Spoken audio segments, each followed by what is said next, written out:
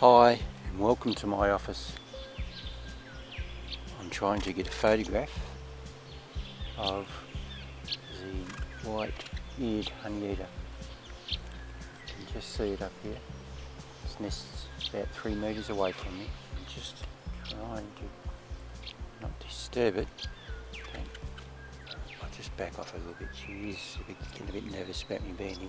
I want to get a nice shot of her just before she goes into where the nest is. They have 2 chicks in there. Probably only have another day to go before they fly the coop. I found these by accident 2 days ago, and I've just been standing close by without taking any photographs or anything.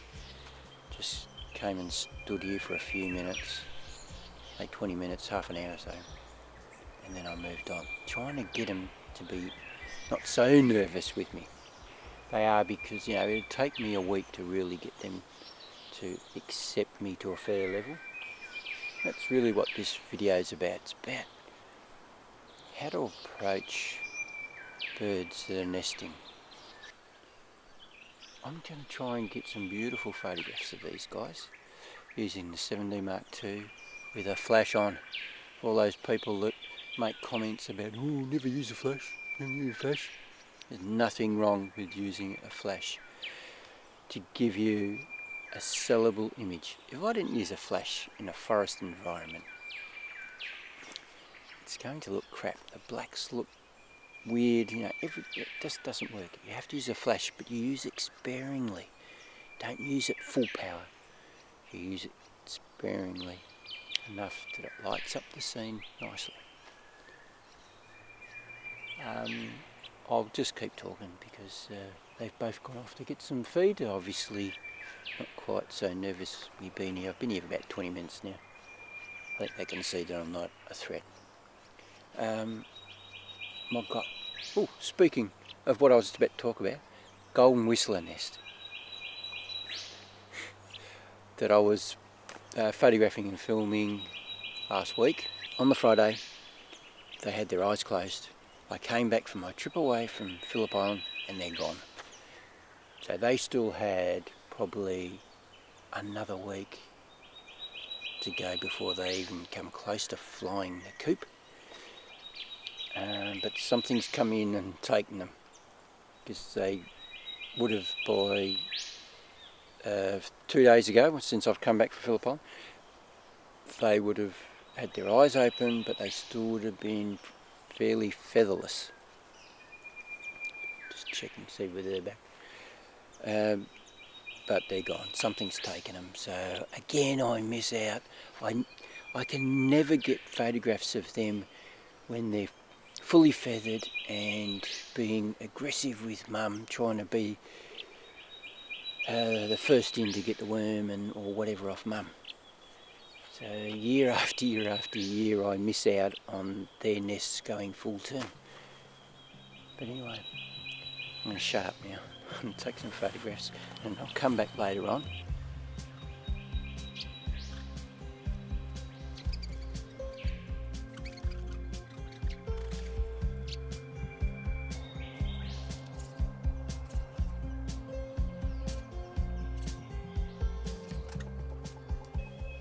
I just got interrupted by the chick actually leaving the nest. I knew it was close. I thought maybe it might be tomorrow. But the parents came down. They had a different note. It was totally different than what I was hearing the last couple of days. Very high pitched, doing it very quietly though. And all of a sudden the chick just flew out of the nest and off it's gone. Followed it for a little bit, trying to keep my distance, don't want to disturb them, and because there's all this excitement about leaving a nest, there's all this panic, I'm out in the open, what am I doing? And it crossed over the track, excuse me, a bit of rubbish in my throat, in and amongst the bark and the grass over there. So I filmed it, I'm feeding them. But what I really came for here tonight was to take photographs of them, talk about taking photographs of them. But I think that's sort of gone now. I can see them. chick hasn't moved. It's still on a bit of bark that's over there. I can't get a photograph of it yet. There's too much rubbish in the way, and it wouldn't look any good. So I might wait for a little bit and see whether the chick moves on, and maybe it might get into a position where I can take a photograph of it with mum feeding or dad feeding the chick. It would be an awesome shot. Seeing how the nest is abandoned now, let's have a look at it. See what it's actually constructed of. Now, I've seen these guys, these white-eared honeyeaters, jump on backs of the black wallabies that live in the reserve and pick hair off them. And that's what it's lined with. Very fine hairs off the wallaby there. You can see all those nice camouflaging colours. Browns and blacks, some whites, bark and grasses. So bits of bark from the messmate trees, just a little bit, dried grasses, a little bit of spider web, just a tad, but mainly it's grasses, bark off these grey gums as well. This is fairly typical actually of what they nest in, but I have seen them just on a fern like this, just sitting in a fern like that. Can you see that? Yes, you can. Yeah, so slightly exposed, but always with, like, you know, another fern over the top like that for a bit of top cover, so the predator birds don't see them. Damn, just turned the camera on to show that the chick's climbing up. I'm coming to feed it. Now, it was nicely positioned on the branch just further down. It was getting very dark in here. The 7D Mark II is actually struggling to focus nicely, so I missed out maybe on some really good shots. She's coming in super fast. It's so hard for me to time it, even though I kept focusing on the chick. Mum comes up, feeds, and all of a sudden I've missed it. Just as I was taking a shot, she's moving her head forward, so yeah, it's extremely difficult. Chick's about, I don't know, 2.5 metres away from me. Now it's gone into the leaves, so I can't get a shot. It's just been slowly working its way up. Got into that beautiful position. I did get some reasonable shots. Not exactly how I want them to pose for me though, but it's just a matter of persistence. Be patient, torturing the body, standing still, waiting for that perfect moment. Hopefully you time it properly. The bloody camera focuses on it and gets a nice sharp image. I think the problem I'm having, it's just not quite focusing quick enough for me. I've changed the case scenario and everything, but I think it needs a service. I've had this lens for God knows how many years now. Let's move back down the branch a little bit. Give me a better shot. It's getting so dark in there now. Sun's going down, and I thought, right, if I can get this shot, then I'll go home. But it's like a friggin' drug, isn't it? You get a hit and it's not good enough. You want another one, and then another one, another one. I've been here for 2 hours, and I'm running out of light.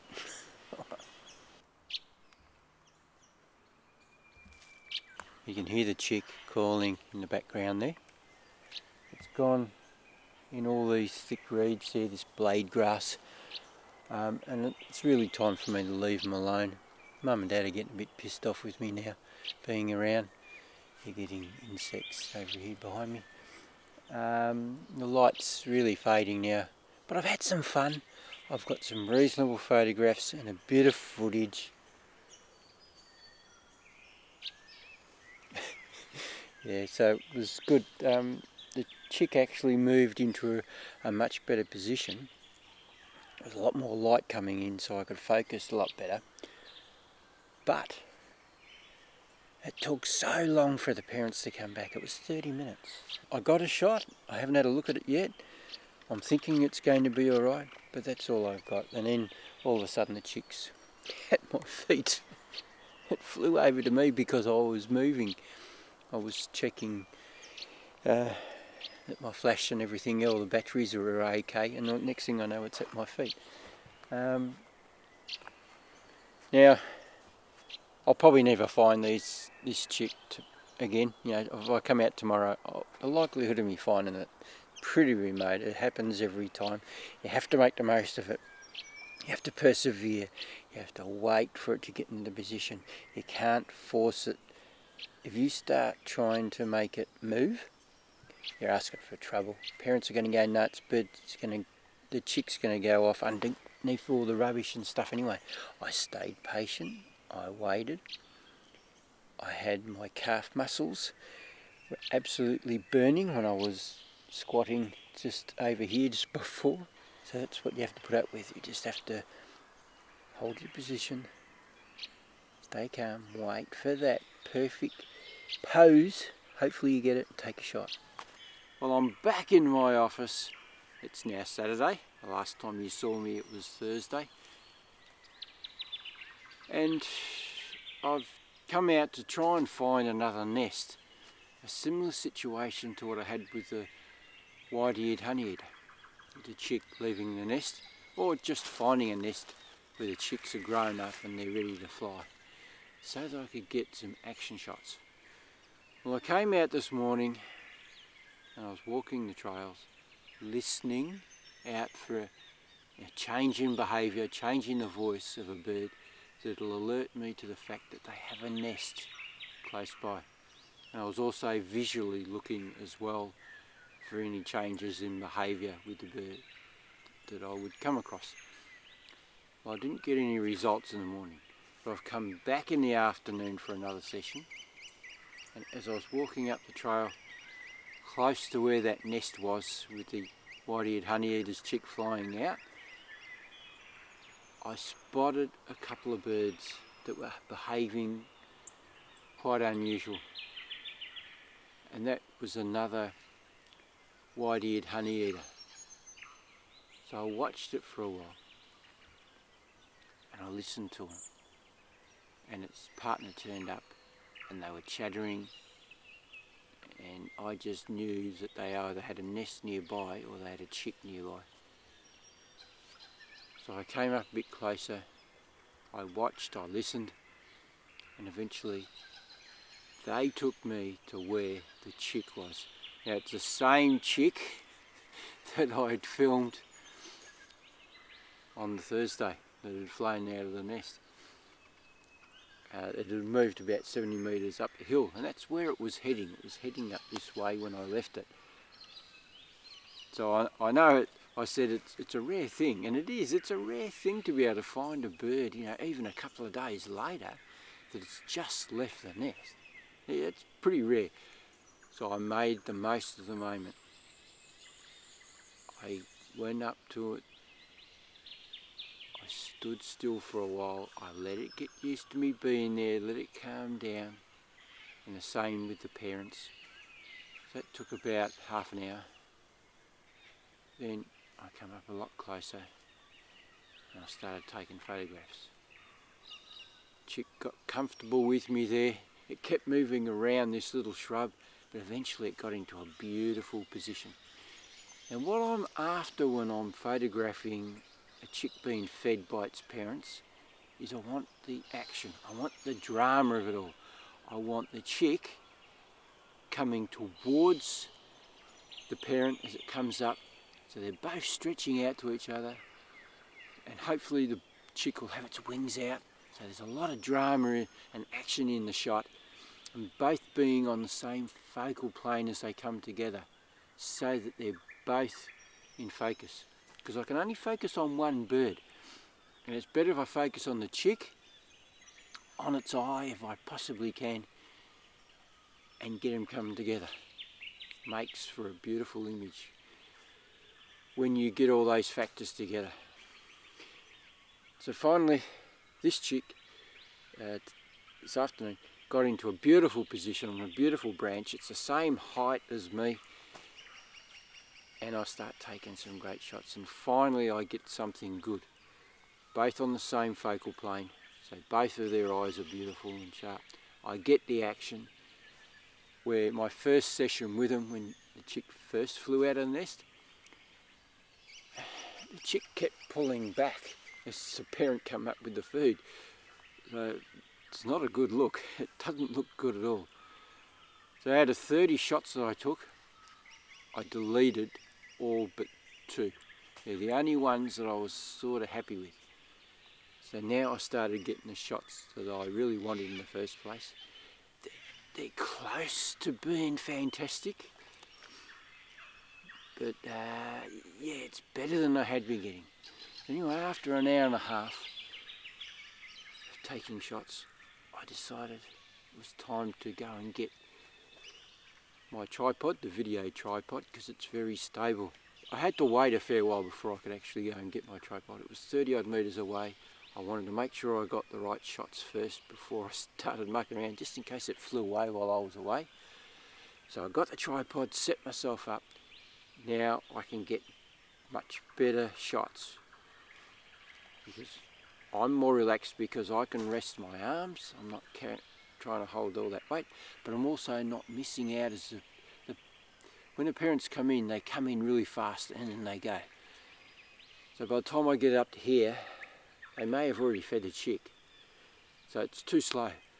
But having the luxury of a bird staying in one spot and being able to use a tripod is just fantastic. It just doesn't happen very often, but yeah, it's great when you can do that.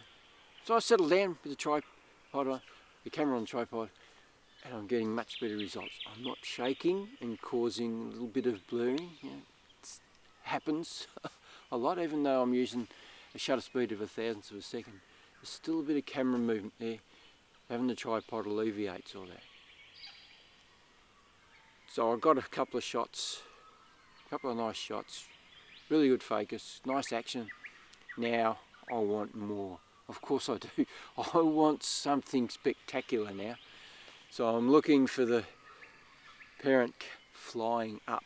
I want the chick, I'll be focusing just on the chick. I want the chick to have all the action and drama, have the parent coming up and its wings out, stretching out to get the food, and the parent actually in flight. It can be out of focus, that's always going to be the case, but I want it in a position where it looks really arty and fantastic. I was there for 3 hours altogether. I was tired by the end of it, so that's why I've stopped now. I've given up. I got a couple of shots of the bird in flight as it's landing to feed the chick. They're not spectacular, but they're the best I could do. To time it, man, it is so hard to time them coming in like that. I just took shot after shot after shot. Over 100 shots, probably 50 or so of them were just trying to get the timing right with the mother or the father coming up with their wings out.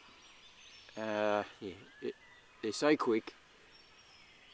I'm not as young as I used to be, so timing's hard, but I have to go off the body language of the chick to tell me how close the actual parent is, because I can't see it if it's coming from the side. I know that it's there, but I've just got to hold steady, and hopefully as I just see it coming I can click. I've got a lot of legs and tails and half a wing, But I got 2 shots that are alright. But anyway, that's enough of that. I had a lot of fun. I stayed as long as I possibly could and made the most of the situation, because it ain't going to happen again.